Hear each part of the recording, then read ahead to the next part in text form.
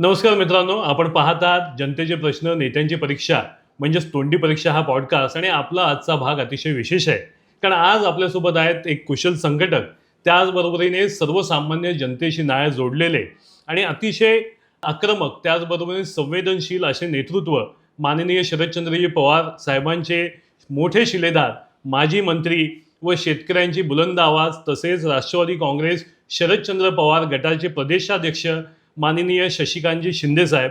साहेब, आपलं स्वागत आहे. आपण पॉडकास्टमध्ये आलात त्याच्याबद्दल आपलं धन्यवाद. मी आज सर आपल्याला काही प्रश्न विचारणार आहे आणि त्याची अतिशय प्रामाणिक उत्तरं आपल्याकडनं मिळतील ही अपेक्षा आहे.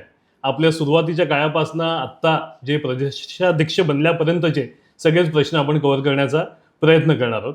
माझा सर पहिला प्रश्न आहे की साताऱ्यामधील एक जावळी तालुक्यातील सर्वसामान्य शेतकरी कुटुंबातून आपण आलेला आहात आणि असं असताना मुंबईमध्ये येऊन स्वतःची वेगळी ओळख निर्माण करण्याचा सुरुवातीचा आपला कालावधी होता, त्याच्यामध्ये कशा प्रकारचा संघर्ष आपल्याला पाहायला मिळाला? खरं म्हटलं तर माझं जावली खोऱ्यातील एक गाव आहे हुमगाव म्हणून, त्या गावातला मी जन्म माझा आहे. परंतु माझं संपूर्ण बालपण वडील डोंगर कपारीमध्ये असल्यामुळे आमचे सगळे बरीच मंडळी मुंबईला कामानिमित्त येतात. त्यामध्ये माथाडी कामगारामध्ये बरेच लोक आहेत. त्यामध्ये माझे वडीलसुद्धा माथाडी कामगार होते आणि माझा जन्म आणि कार्य वगैरे सगळं मुंबई क्षेत्रामध्ये झालं. आणि लहानपणापासून मुंबईमध्ये वाढत मग कॉलेज जीवनामध्ये आल्यानंतर कॉलेजच्या राजकीय क्षेत्रामध्ये, विद्यार्थी संघटनेमध्ये चळवळीत, त्यानंतर माथाडी कामगारांमध्ये कैलासवासी अण्णासाहेब पाटील, कैलासवासी शिवराव पाटील यांच्या मार्गदर्शनाखाली तिथली सुरुवात झाली. कामगार चळवळीमध्ये येत असताना तुम्ही मगाशी म्हणाला आक्रमकता, त्यावेळेला कामगार नेते म्हणून महाराष्ट्रामध्ये अनेक दिग्गज लोकांनी नाव कमवलेलं आहे, काम केलेलं आहे, कार्य केलेलं आहे आणि राजकीय क्षेत्रावर त्यांची जबरदस्त पकड होती. मला वाटतं की त्याच वेळेला ह्या कामगार क्षेत्रामध्ये एक आक्रमक म्हणून मला ती संधी मिळाली आणि ती संधी मिळाल्यानंतर ती कामगार क्षेत्रामध्ये अनेक वर्ष काम करत असताना, वेगवेगळ्या ठिकाणी हे करत असताना आदरणीय पवारसाहेबांनी जावलीसारख्या क्षेत्रामध्ये मला मग निवडणूक लढवण्याची अचानक संधी दिली आणि हा प्रवास माझा झाला. पण तो प्रवास संघर्षाचा आहे, म्हणजे सहज झाला नाही. ज्यावेळेला तुम्हाला एखादं नेतृत्व उभं करायचं असतं तेव्हा ते लोकप्रिय होत असतं तर तुम्हाला कष्ट करावे लागतात. आणि माझं पहिल्यापासून कष्ट करण्याचं आणि फार मेहनत करण्याची माझी पहिल्यापासूनची सवय असल्यामुळे हा प्रवास इथपर्यंत झाला. कॉलेज क्षेत्रामध्ये सुद्धा सिद्धार्थ कॉलेजसारखं कॉलेज होतं. तिथून मुंबईची युनिव्हर्सिटी घेण्यापासून ते तिथेच बाळकडू मला थोडंसं राजकीय विद्यार्थी जगतामध्ये मला मिळालं आणि तिथून ही कार्यपद्धती सुरू झाली. आणि सर, नवी मुंबईमध्ये ह्या राजकारणामध्ये माथाडी कामगार चळवळीमध्ये शशिकांत शिंदे हे नाव, याच्याशिवाय इथलं हे राजकारण पूर्ण होत नाही. असं असताना शरदचंद्रजी पवार यांची नजर आपल्यावरती कधी पडली आणि ती कोणती पहिली भेट होती ज्याच्यामुळे हे सगळा प्रवास, राजकीय प्रवास आपला चालू झाला आणि संधी मिळाली आपल्याला? खरं म्हणलं तर तो प्रवास सुरू होत असताना माझगावमध्ये मी राहायचो आणि त्यावेळेला छगन भुजबळ साहेब होते, जे आमच्याबरोबर होते, आणि त्यांनी मला पहिली मुंबईची तिकीट द्यायला किंवा कॉर्पोरेशन देऊ केली होती आणि मी तिथून निवडून पण आलो असतो. म्हणजे काँग्रेसमध्ये असताना त्यावेळेला मला पवार साहेबांना पहिलं त्यांनी भेटवलं की हा मुलगा ॲक्टिव्ह आहे. आणि पवार साहेबांचं मी आजही अभिमानाने सांगतो, म्हणजे इतक्या बदल सगळं चाललेलं आहे. पवार साहेबांची मी प्रामाणिक का, एकनिष्ठ का, कारण त्यांच्यामध्ये कार्यकर्ते ओळखणे आणि त्याला संधी देण्याची एक वेगळ्या प्रकारचा गुण आहे. मला त्यावेळेला त्यांनी कामगार चळवळीमध्ये माथाडींचं आणि पवार साहेबांचं एक वेगळं नातं अण्णासाहेब पाटलांपासून आहे.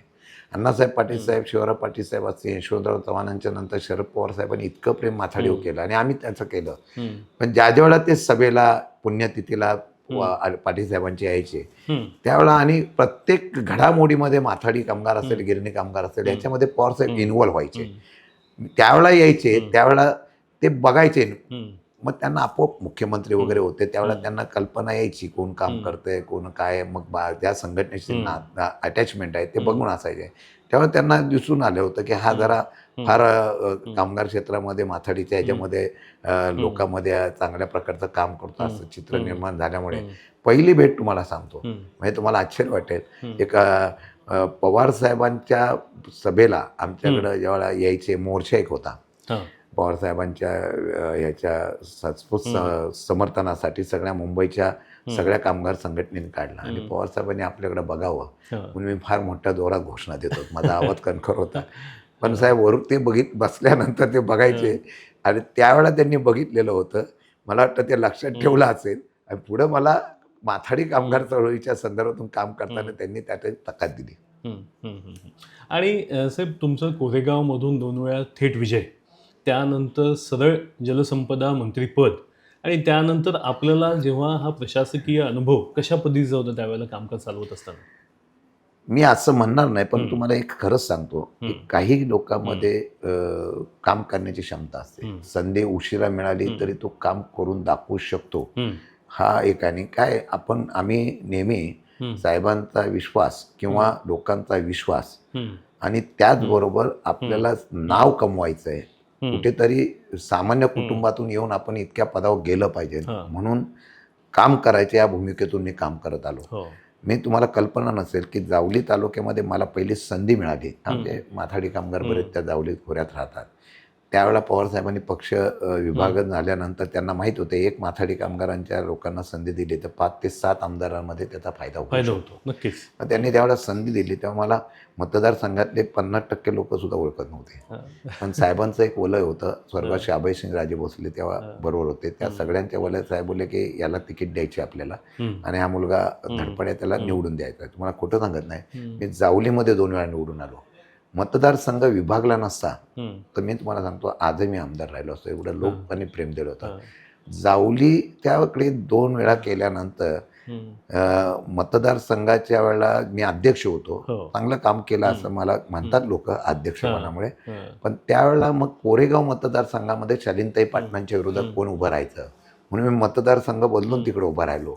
तिथल्या लोकांनी सुद्धा मला 2 वेळा निवडून. जास्त मोठं आव्हान होतं. आव्हान कोरेगावमध्ये आव्हान असं होतं की ताईंचं एक नेतृत्व होतं. माझी महसूल मंत्री, माजी मुख्यमंत्र्यांच्या सौभाग्य होते आणि राजकारणात त्यांचं एक नाव आणि दबदबा होता. आणि तो दबदबा होता. त्यांना पाडणं एवढं सोपं नव्हतं, पण सगळ्यांच्या सहकार्यातून ते शक्य झालं. आणि एक तुमच्याबद्दल भावना चांगल्या असल्या की जिल्ह्यामधल्या सगळे लोक म्हणजे मतदारसंघ बदलून सुद्धा मी तिथून निवडून आलो आणि 10 वर्ष ते ठेवलं. लोकांनी प्रेम दिलं आणि आता सुद्धा मी कदाचित पराभूत झालो नसतो. पण काय असतं राजकारणात तुम्ही जेव्हा सामान्य कुटुंबातून मोठं होत जाता त्यावेळेला तुमच्यावर स्पर्धात्मक बघण्याचा दृष्टिकोन पण बरेच वाढतो. आणि त्या स्पर्धेमध्ये आणि सातारा जिल्हा आमचा राजकारणातला फार स्पर्धात्मक आहे, दर्दी असलेला जिल्हा आहे. नाही पण तुम्ही जसं मगाशी म्हणालात की बाबा कामगार नेत्याला संधी दिल्याचा 6-7 मतदारसंघांमध्ये फायदा पाहायला मिळतो. पण तसंच आहे की संपूर्ण महाराष्ट्रभरातले जे कामगार आहेत त्यांची अपेक्षा पण लागून राहते ना कामाची.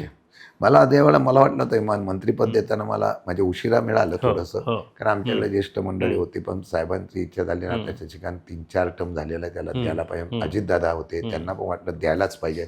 अजितदादांचा आग्रह होता आणि त्यावेळेला ते थोडंसं अगोदर भेटलं असतं तर कदाचित मी अजून काम करून दाखवू शकलो असतो. थोड्या कालावधीमध्ये भेटल्यानंतर ते एक चॅलेंजिंग जॉब होतं. पण मला वाटलं की माझ्याकडं अनुभव जो आहे तो कामगार खात्याचा आहे म्हणून मला कामगार खातं देतील. मला जलसंपदा खातं दिलं त्या कृष्णा खोऱ्याचं. आणि मी त्यावेळेला RR पाटलांपासून पुरंदरपासून बरीच लोकांची कामं होते. सांगोल्याला गणपतराव देशमुख वगैरे अशा बरेच ठिकाणची कामं मी 8 महिन्यात पूर्ण करून दाखवली. आणि ते करण्यात लोकांकडे जायचो, बसायचो, बैठका घेऊन तिथं काम करायचो. परंतु कामगार क्षेत्रातल्या अपेक्षा वाढल्या होत्या का? 100% वाढल्या होत्या. मी कालही सभागृहामध्ये मी विधान परिषद सदस्य पवारसाहेबांनी यांनी केल्यानंतर सुद्धा कालही या विधिमंडळात कामगार क्षेत्रावर कमी चर्चा होता. पण ते पण करण्याच्या बाबतीत मला निर्णय घेऊन कामगार कायदे चुकीचे असतील तर आम्ही ठराविक लोक आहेत, मी आहे, भाई जगताप आहे, सचिन आहे वगैरे, आम्ही सर्व लोक अगदी कडाडून ह्या बाबतीमध्ये आजही आग्रह असतो. पण आता हे 2025 मध्ये पक्षफुटीच्या काळामध्ये आपल्याकडे प्रदेशाध्यक्ष पद आलं. अतिशय मोठी जबाबदारी आपल्यावरती आली. ही कशामुळे आली असावी आणि का म्हणजे आपल्या शरदचंद्रजी पवार साहेबांनी आपल्याला याच्यासाठी का निवडलं किंवा इतर सगळ्या नेत्यांनी पण त्याच्यासाठी का समर्थन दिलं? म्हणजे माझं भाग्य समजतो. कसं आहे, सत्तेमध्ये असताना पद मिळणं आणि सत्तेमध्ये नसताना ते पद घेऊन साहेबांनी आणि माझ्या पक्षाच्या नेत्यांनी आपला विश्वास सार्थ करण्याचा प्रयत्न करणं हा चॅलेंज आहे. म्हणजे आत्ताचं राजकारण पूर्वीचं राजकारण याच्यामध्ये फार बदल आहे. पूर्वीचं राजकारण हे आरोप प्रत्यारोपापुरतं मर्यादित होतं. आता सत्तेच्या माध्यमातून मिळालीच पाहिजे ह्या भूमिकेतून जे राजकारण आहे त्यातून पार्टी टिकवणं, त्यातून संघटना वाढवणं. कदाचित कामगार चळवळीतला अनुभव असल्यामुळे आणि संघटनाच्या बाबतीमध्ये मी मागे जिल्हाध्यक्ष असं केल्यामुळे काम असेल किंवा काही पवार साहेबांना आणि माझ्या नेत्यांना वाटलं असेल की हा आत्ताच्या काळामध्ये थोडासा आक्रमकतेने लोकांच्या प्रश्नासाठी वेळ पडली तर रस्त्यावर उतरणार, वेळ पडली तर संघटना बांधण्या. मी आता पण बैठका माझ्या चालू आहे. आता पार्टी बांधायला महत्त्व द्यायचं अशा प्रकारचा विश्वास दाखवला असेल आणि तो संधी मला पक्षाने निश्चितपणाने दिली असेल असं वाटतंय. नाही, आणि पक्षफुटीनंतर आपण शरदचंद्रजी पवार साहेबांसोबत राहिला त्या काळात मला वाटतं APMCच्या शौचालय FSI प्रकरणामध्ये आपल्यावरती एक गुन्हा दाखल झाला आणि त्यावेळेला तुमचं एक वाक्य गाजलं होतं की कितीही गुन्हे दाखल झाले तरी साहेबांची साथ सोडणार नाही. आता ह्याच्या मागे कुठली तरी राजकीय सूडबुद्धी होती, हे कशामुळे घडलं? खरं सांगू का, हां. मी असं म्हणणार नाही, परंतु बऱ्याच लोकांना वाटत होतं की आमच्या पक्षात होईल. इव्हन अजितदादांचे माझे संबंध एवढे होते. चांगले आहेत. अजितदादांना पण वाटत होतं शशिकांत तू इथं ये म्हणून. पक्ष एक असताना सुद्धा त्यांना वाटायचं ह्याला अध्यक्ष करावं. परंतु मी एक ठरवलेलं होतं की साहेबांच्या बरोबर आपण कामात राहायचं आणि त्यांना मला फायदा तोट्यापेक्षा सत्तेमध्ये मला जाता आलं असतं, सत्तेमधल्या पक्षांनी सुद्धा बोलवलं. परंतु एक आहे की नेत्याचं एक आपण विजन ठेवतो की आपल्यासमोर कोण आदर्श आहे. माझ्यासमोर एकच आदर्श आहे, शरद पवार. कोणाला काही वाटो, पण महाराष्ट्र देशाला हे जे नेतृत्व आहे ना, ते जेवढं अजून ओळखता आलं नाही, विरोधकांना ओळखलेलं आहे, पण ते एवढं नेतृत्व आहे की ते नेतृत्व मध्यंतरीच्या काळामध्ये ज्यावेळेला माणूस एखादा हे करत असतो त्यावेळेला त्याला अडचणी आणायचा प्रयत्न करतात. मी मागाशी उल्लेख केला की बाजार समिती माझ्या अनेक वर्ष ताब्यात आहे. काम करत असताना चुका, काम होणं नाही होणं, आरोप प्रत्यारोप होत असतात. परंतु ज्या पद्धतीने मला टार्गेट करण्यात आलं किंवा इव्हन लोकसभेला मी उभा असताना मला पोलीस पकडायला येत आहेत, म्हणजे लोकसभा मी जिंकणार अशा प्रकारचे करून त्याच केसमध्ये, म्हणून कळलं होतं. पवारसाहेबांनी स्टेटमेंट दिलं की जर अटक केली तर मला महाराष्ट्रात उतरावं लागेल. परंतु एक आहे की ती केस माझ्यावर ज्या टाकल्या होत्या त्या राजकीय सूडबुद्धी होत्या, 100% राजकीय सूडबुद्धीतून. आणि ती ज्या पद्धतीने टाकले, आता काय केस कुठे आहे? आता त्यात पोलीस डिपार्टमेंटने सांगितलं की ह्या मध्ये काय खरं नाही, हे क्रॅश करण्यात यावं. म्हणजे ती त्यावेळेला पूर्ण राजकीय मेरिट काय नव्हतं, पूर्ण राजकीय शून्य. मी बाकी कुठल्या ह्याच्यात सापडलं नाही. तेवढ्या एका ह्याच्यामध्ये फक्त तांत्रिक मुद्दा कुठला तरी घेतलेला दाखवला आणि एकाला तक्रार करायला लावली आणि त्या तक्रारीवर माझ्यावर केस टाकण्याचा प्रयत्न केला. आता तक्रारदार पण नाही आणि पोलिसांनी सांगितलं की ह्या केसमध्ये काहीच नाही. ती राजकीय होती, पूर्ण राजकीय होती. मला ते राजकारणामध्ये अडकवण्याचा प्रयत्न होता असं मला स्पष्ट मत आहे. आणि मधल्या काळामध्ये मला वाटतं फेब्रुवारीमध्ये आपण पक्षाच्या साप्ताहिकामध्ये लिहिलं होतं की अजित पवार साहेबांवरती कोणत्या तरी अदृश्य शक्तींचा दबाव होता आणि हा दबाव असताना नंतर मग त्यांना जेव्हा त्यांची चूक लक्षात आली त्यांनी विलिनीकरणाची चर्चा सुरू केली होती. आत्ता चर्चा कुठे आहे काही लक्षात येत नाही आहे. आपली प्रदेशाध्यक्ष म्हणून याच्याबद्दलची स्पष्ट भूमिका काय? नाही, मी त्या दिवशी पण सांगितलं आहे बघा, काय शेवटी काही लोकांच्या बद्दल आपल्याबद्दल भावना असतात. नक्कीच त्या भावना स्वार्थी नसाव्या. जसं माझी पवार साहेबांच्या बद्दल, माझ्या अजितदादांबद्दल भावना होती का? होती आहे. ज्यावेळेला ह्या चर्चा होत होत्या त्यावेळेला मी साक्षीदार होतो. आणि कसं आहे, राजकारणामध्ये तत्वाला, विचाराला सुद्धा महत्व असतं, लॉयल्टीला महत्व असतं. तुम्ही ती जर जपली तर लोक काही कळणार, 10% लोक तुमच्यावर विश्वास ठेवतात. मी जे बघितलं त्यावेळेला जी पद्धत झाली, त्यावेळेला त्याच्यानंतर जे काही राजकारण झालं की अजितदादा दुर्दैवाने गेले, नसते गेले तर आता तुम्हाला वेगळं चित्र पाहायला मिळालं असं. आणि दादासारखा माणूस होता, पवार साहेबांच्या बरोबर त्यांना अनुभव होता. पवार साहेबांच्या बरोबर काम करत असताना त्यांना माहित होतं आम्ही एकत्र आलो. साधं उदाहरण सांगतो, काल जिल्हा परिषद पंचायत समितीच्या निवडणुका झाल्या. पश्चिम महाराष्ट्रामध्ये भाजप कुठं आहे? फक्त सोलापूरमध्ये. साताऱ्यामध्ये सुद्धा भाजप नाही.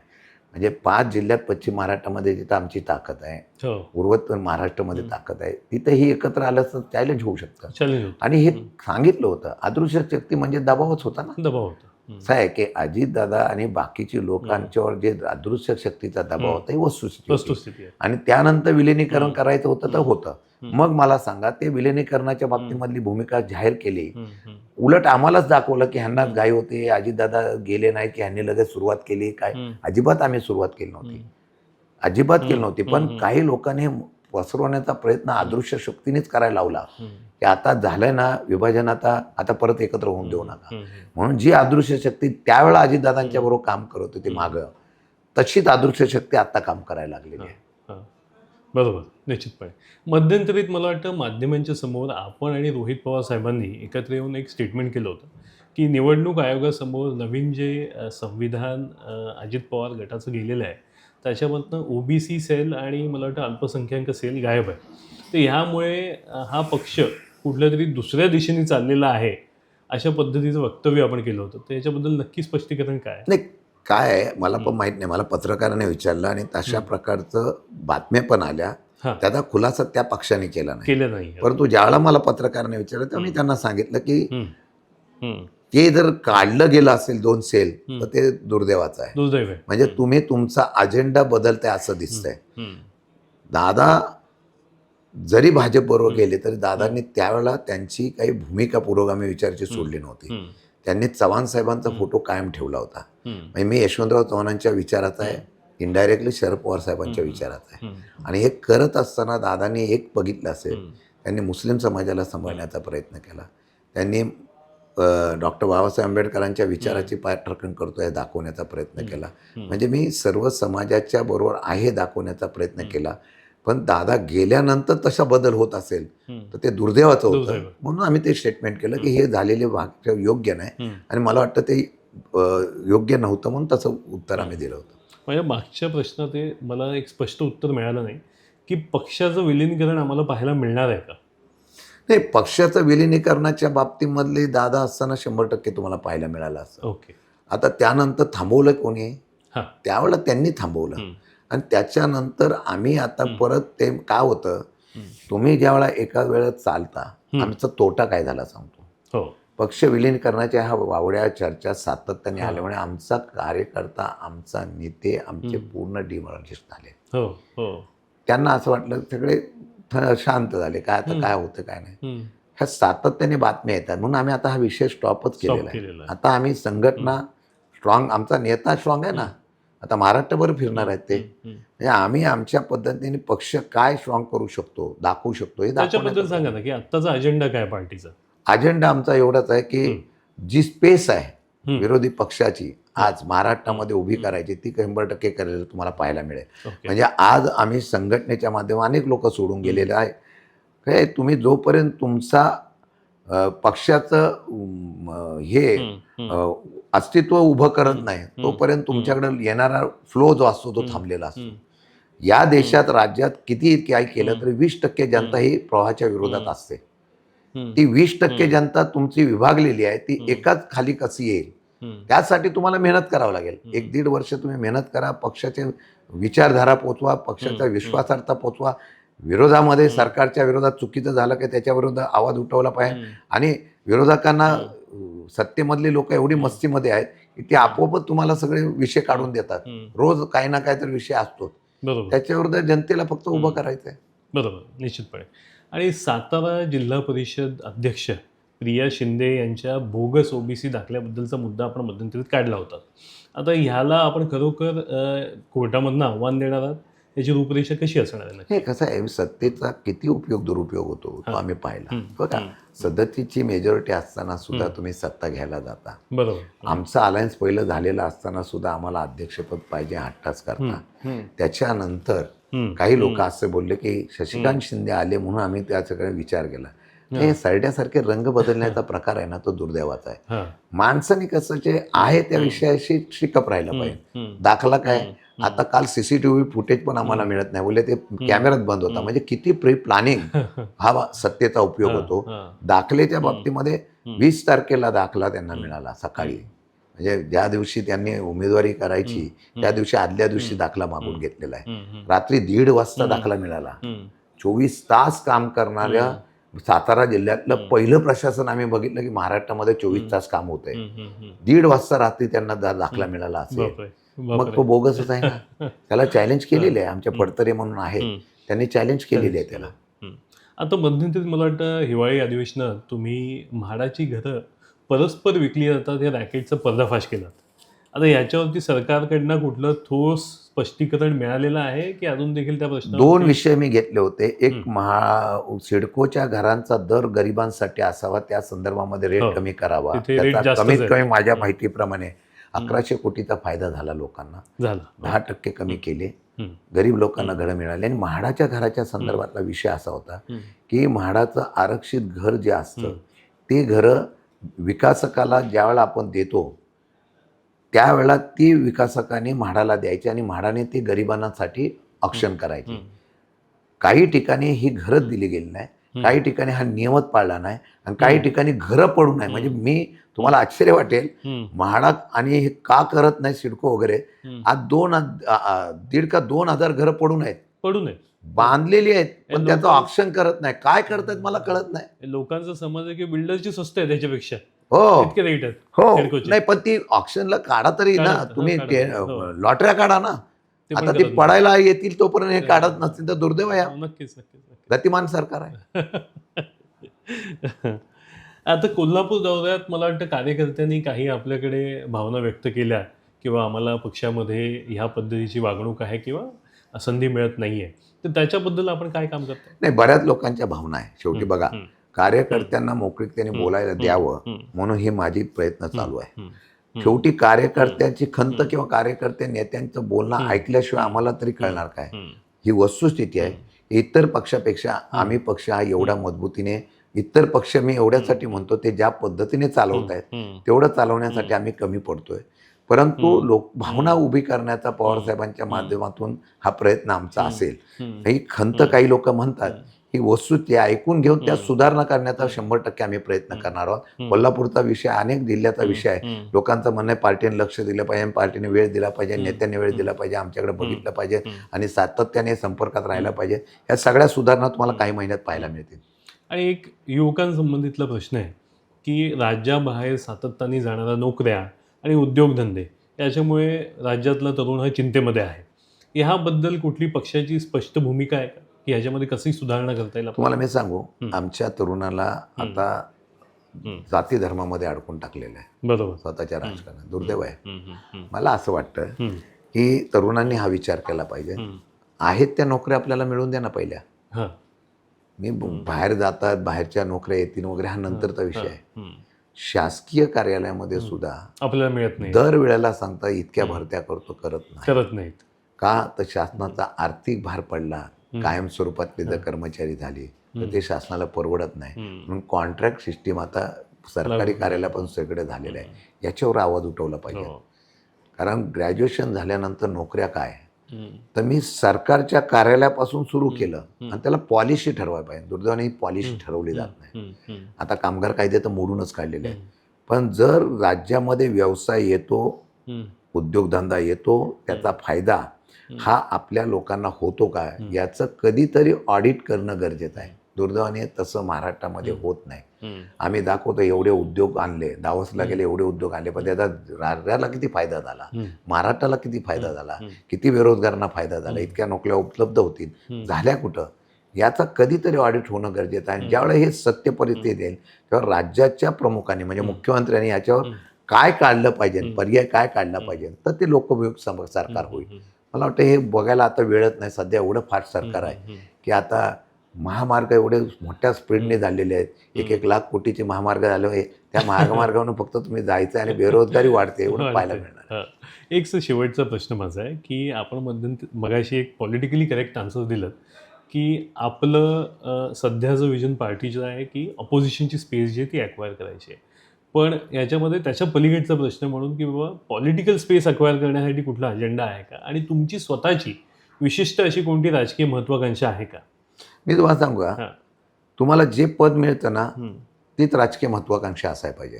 त्या पदाला तुम्ही न्याय दिला तर ते पुढे तुम्हाला घेऊन जात असतं. महत्वाकांक्षा काय ठेवायची, तुम्ही कोण होता, एका सामान्य माथाडी कामगारचा मुलगा, 4 वेळा 5 वेळा आमदार झालो, मंत्री झालो, कोणामुळे झालो, माझ्या नेत्यामुळे, पक्षामुळे झालो. तो पक्ष त्यांच्या विचाराचा पुढे नेणे. तुम्ही मगाशी म्हणाला त्याप्रमाणे सध्या राज्यामध्ये 2029ला आम्ही सत्तेमध्ये गेलो पाहिजेत, यासाठी काय विजन करायचं त्याचं प्लॅन करणं गरजेचं आहे. आणि बरेच विषय आहेत, नक्कीच बरेच विषय आहेत. तुम्ही ज्या वेळेला क्रांती करायला लागाल ना, जेव्हा उठाव होईल ना, त्यावेळेला तुम्ही सक्सेस व्हाल. एका वेळेला सत्ता आणि पैसा प्रचंड आहे, निवडून येण्याची स्ट्रॅटजी ठरलेली आहे, पण त्यावेळेला लोकांचा उठाव होतो तेव्हा क्रांती होते. हे करण्याचा प्रयत्न करणं ही सध्याची गरज आहे आणि मला वाटतं की तेच विजन समोर असावं. विजन आपल्याला दिलेल्या कर्तव्यातून पुढे न्यायचं असतं. मला वाटतं ते विजन करताना रस्त्यावर उतरून लोकांच्यासाठी लढणं, लोकांच्यासाठी अडचणी, आता शेतकऱ्यांचे प्रश्न आहेत, कर्जमाफी केली आहे, त्याला निकष नियम आहे, लाडक्या बहिणी 75 लाख आता रद्द केलेल्या आहेत. आम्ही त्या लाडक्या बहिणी 75 लाख रद्द झाल्या त्यापर्यंत पोचायला पाहिजे, आम्ही पोचलो नाही. हे सरकारच्या काही त्रुटी आहेत. म्हणजे आता गॅस कोणाला द्यायचं हे पण धर्मावर ठरवावं लागलं, हे सध्याचं सरकार आहे.